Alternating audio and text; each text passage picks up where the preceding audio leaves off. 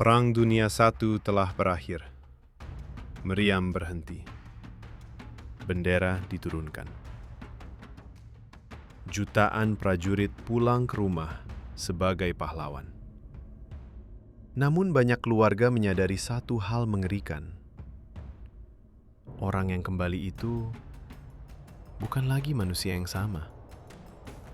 Mereka tidak kehilangan tangan, tidak kehilangan kaki, tapi mereka kehilangan sesuatu yang jauh lebih berharga. Jiwa mereka sendiri. Lahirnya istilah shell shock. Pada tahun 1915, dokter militer mulai kebingungan. Ribuan prajurit mengalami kondisi aneh. Mereka gemetar tanpa sebab, menangis tanpa suara, tatapan kosong seperti orang mati. Kondisi ini kemudian diberi nama shell shock. Awalnya, para dokter mengira otak mereka rusak akibat gelombang ledakan bom. Tapi teori itu runtuh, karena banyak prajurit yang tidak pernah terkena ledakan mengalami gejala yang sama. Untuk memahami shell shock, kita harus masuk ke tempat paling gelap dalam Perang Dunia I. Parit perang. Prajurit hidup berbulan-bulan di lubang sempit, dikelilingi lumpur, mayat, dan tikus. Ledakan artileri terdengar siang dan malam. Tidak ada keheningan. Tidak ada rasa aman. Tidak ada kepastian hidup. Setiap detik, otak mereka dipaksa bersiap menghadapi kematian. Dan ketika ancaman tidak pernah berhenti, pikiran manusia mulai runtuh. Gejala yang mengerikan. Shell shock bukan sekedar rasa takut. Beberapa prajurit kehilangan kemampuan bicara. Beberapa tidak bisa berjalan. Beberapa berteriak setiap kali mendengar suara keras. Ada yang membeku di tempat, tidak bisa bergerak, seolah pikirannya terkunci. Mereka hidup, tapi tidak benar-benar sadar. Dianggap pengecut. Alih-alih ditolong, banyak dari mereka justru dihukum. Militer menganggap shell shock sebagai kepengecutan. Prajurit yang tidak kuat mental dianggap membahayakan moral pasukan. Beberapa dipenjara, beberapa dipaksa kembali ke medan perang. Dan yang paling kejam, sebagian dieksekusi oleh negaranya sendiri. Eksekusi prajurit sendiri. Lebih dari 300 prajurit Inggris dieksekusi selama Perang Dunia I. Sebagian besar karena desersi atau pengecut. Padahal hari ini kita tahu, mereka bukan pengecut. Mereka sakit secara mental. Perang tidak hanya membunuh musuh, tapi juga prajuritnya sendiri. Ketika perang berakhir, para veteran kembali ke rumah. Namun bagi banyak dari mereka, perang tidak pernah benar-benar selesai. Mereka sulit tidur, mudah marah, mengalami mimpi buruk setiap malam. Keluarga tidak mengerti, masyarakat tidak peduli. Mereka selamat dari perang, namun kalah dalam kehidupan. Alih-alih mendapat perawatan layak, sebagian veteran justru dijadikan bahan eksperimen. Terapi kejut listrik, metode ekstrim, pendekatan tidak manusiawi. Trauma mereka tidak disembuhkan, tapi dipaksa untuk diam. Shell shock membuka mata dunia, bahwa perang tidak hanya melukai tubuh, tetapi menghancurkan pikiran. Hari ini kita menyebutnya PTSD. Namun bagi jutaan prajurit Perang Dunia I, nama itu datang terlalu terlambat. Dan yang lebih gelap lagi,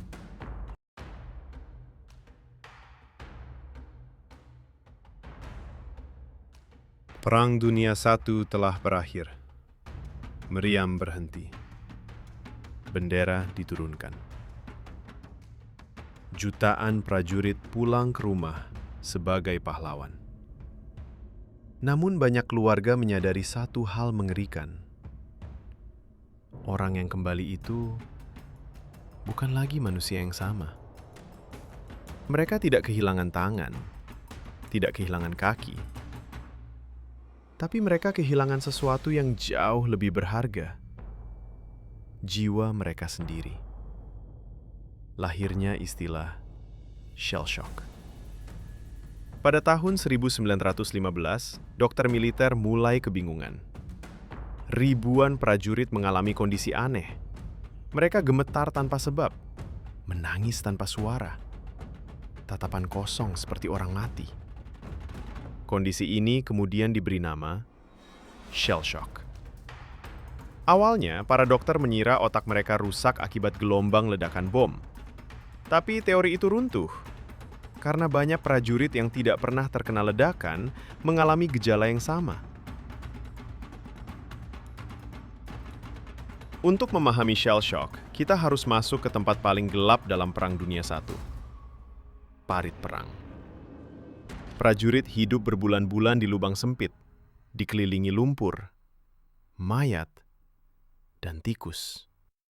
Ledakan artileri terdengar siang dan malam. Tidak ada keheningan. Tidak ada rasa aman. Tidak ada kepastian hidup. Setiap detik, otak mereka dipaksa bersiap menghadapi kematian. Dan ketika ancaman tidak pernah berhenti, pikiran manusia mulai runtuh. Gejala yang mengerikan. Shell shock bukan sekedar rasa takut. Beberapa prajurit kehilangan kemampuan bicara. Beberapa tidak bisa berjalan. Beberapa berteriak setiap kali mendengar suara keras. Ada yang membeku di tempat, tidak bisa bergerak, seolah pikirannya terkunci. Mereka hidup, tapi tidak benar-benar sadar. Dianggap pengecut. Alih-alih ditolong, banyak dari mereka justru dihukum. Militer menganggap shell shock sebagai kepengecutan. Prajurit yang tidak kuat mental dianggap membahayakan moral pasukan. Beberapa dipenjara, beberapa dipaksa kembali ke medan perang. Dan yang paling kejam, sebagian dieksekusi oleh negaranya sendiri. Eksekusi prajurit sendiri. Lebih dari 300 prajurit Inggris dieksekusi selama Perang Dunia I. Sebagian besar karena desersi atau pengecut. Padahal hari ini kita tahu, mereka bukan pengecut. Mereka sakit secara mental. Perang tidak hanya membunuh musuh, tapi juga prajuritnya sendiri. Ketika perang berakhir, para veteran kembali ke rumah. Namun bagi banyak dari mereka, perang tidak pernah benar-benar selesai. Mereka sulit tidur, mudah marah, mengalami mimpi buruk setiap malam. Keluarga tidak mengerti. Masyarakat tidak peduli. Mereka selamat dari perang, namun kalah dalam kehidupan.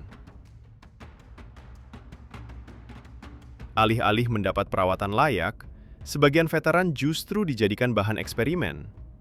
Terapi kejut listrik, metode ekstrim, pendekatan tidak manusiawi. Trauma mereka tidak disembuhkan, tapi dipaksa untuk diam. Shell shock membuka mata dunia bahwa perang tidak hanya melukai tubuh, tetapi menghancurkan pikiran. Hari ini kita menyebutnya PTSD. Namun bagi jutaan prajurit Perang Dunia I, nama itu datang terlalu terlambat. Dan yang lebih gelap lagi,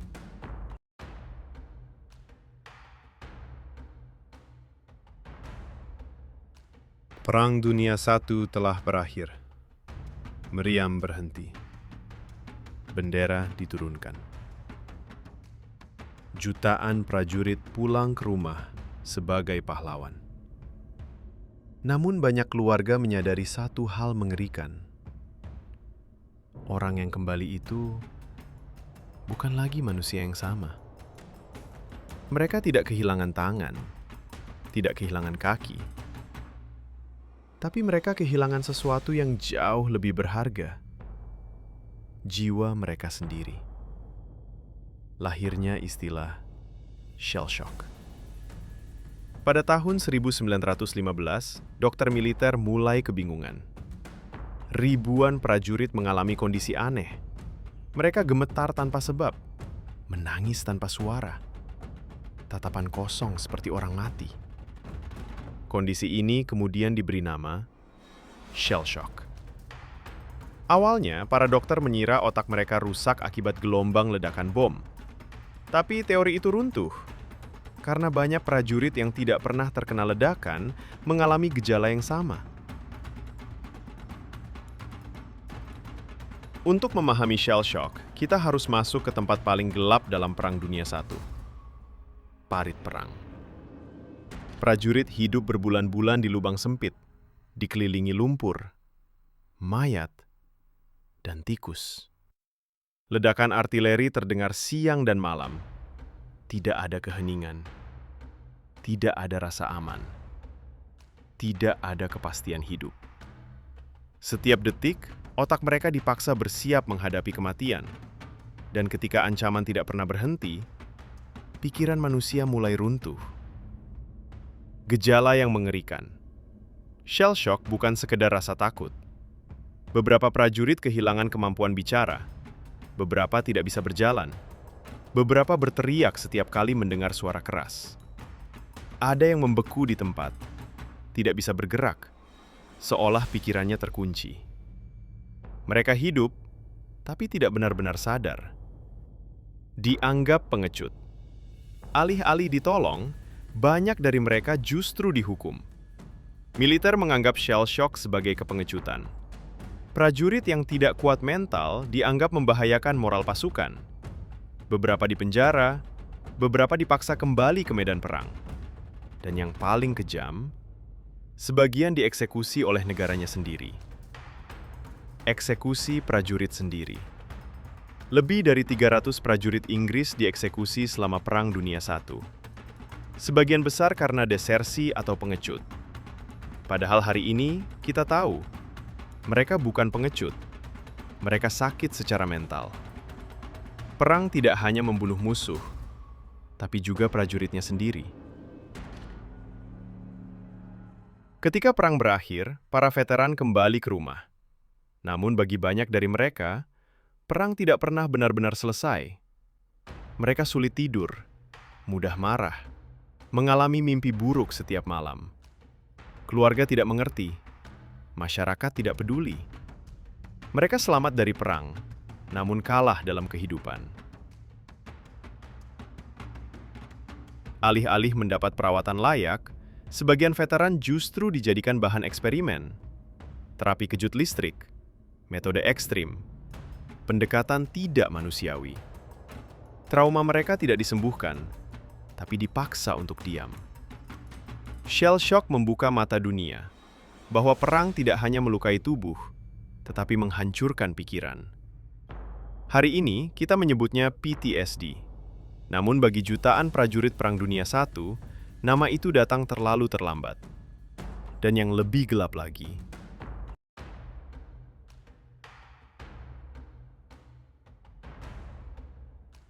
Perang Dunia I telah berakhir. Meriam berhenti. Bendera diturunkan. Jutaan prajurit pulang ke rumah sebagai pahlawan. Namun banyak keluarga menyadari satu hal mengerikan. Orang yang kembali itu bukan lagi manusia yang sama. Mereka tidak kehilangan tangan, tidak kehilangan kaki, tapi mereka kehilangan sesuatu yang jauh lebih berharga. Jiwa mereka sendiri. Lahirnya istilah shell shock. Pada tahun 1915, dokter militer mulai kebingungan. Ribuan prajurit mengalami kondisi aneh. Mereka gemetar tanpa sebab, menangis tanpa suara, tatapan kosong seperti orang mati. Kondisi ini kemudian diberi nama shell shock. Awalnya, para dokter mengira otak mereka rusak akibat gelombang ledakan bom. Tapi teori itu runtuh, karena banyak prajurit yang tidak pernah terkena ledakan mengalami gejala yang sama. Untuk memahami shell shock, kita harus masuk ke tempat paling gelap dalam Perang Dunia I. Parit perang. Prajurit hidup berbulan-bulan di lubang sempit, dikelilingi lumpur, mayat, dan tikus. Ledakan artileri terdengar siang dan malam. Tidak ada keheningan. Tidak ada rasa aman. Tidak ada kepastian hidup. Setiap detik, otak mereka dipaksa bersiap menghadapi kematian. Dan ketika ancaman tidak pernah berhenti, pikiran manusia mulai runtuh. Gejala yang mengerikan. Shell shock bukan sekedar rasa takut. Beberapa prajurit kehilangan kemampuan bicara. Beberapa tidak bisa berjalan. Beberapa berteriak setiap kali mendengar suara keras. Ada yang membeku di tempat, tidak bisa bergerak, seolah pikirannya terkunci. Mereka hidup, tapi tidak benar-benar sadar. Dianggap pengecut. Alih-alih ditolong, banyak dari mereka justru dihukum. Militer menganggap shell shock sebagai kepengecutan. Prajurit yang tidak kuat mental dianggap membahayakan moral pasukan. Beberapa dipenjara, beberapa dipaksa kembali ke medan perang. Dan yang paling kejam, sebagian dieksekusi oleh negaranya sendiri. Eksekusi prajurit sendiri. Lebih dari 300 prajurit Inggris dieksekusi selama Perang Dunia I. Sebagian besar karena desersi atau pengecut. Padahal hari ini kita tahu, mereka bukan pengecut. Mereka sakit secara mental. Perang tidak hanya membunuh musuh, tapi juga prajuritnya sendiri. Ketika perang berakhir, para veteran kembali ke rumah. Namun bagi banyak dari mereka, perang tidak pernah benar-benar selesai. Mereka sulit tidur, mudah marah, mengalami mimpi buruk setiap malam. Keluarga tidak mengerti, masyarakat tidak peduli. Mereka selamat dari perang, namun kalah dalam kehidupan. Alih-alih mendapat perawatan layak, sebagian veteran justru dijadikan bahan eksperimen. Terapi kejut listrik, metode ekstrim, pendekatan tidak manusiawi. Trauma mereka tidak disembuhkan, tapi dipaksa untuk diam. Shell shock membuka mata dunia, bahwa perang tidak hanya melukai tubuh, tetapi menghancurkan pikiran. Hari ini kita menyebutnya PTSD. Namun bagi jutaan prajurit Perang Dunia I, nama itu datang terlalu terlambat. Dan yang lebih gelap lagi, apa yang dilakukan pemerintah terhadap para veteran trauma ini setelah perang berakhir? Jauh lebih kejam dari medan tempur. Itu akan kita bahas di video selanjutnya. Subscribe, karena sejarah tidak selalu tentang kemenangan, tapi tentang luka yang disembunyikan.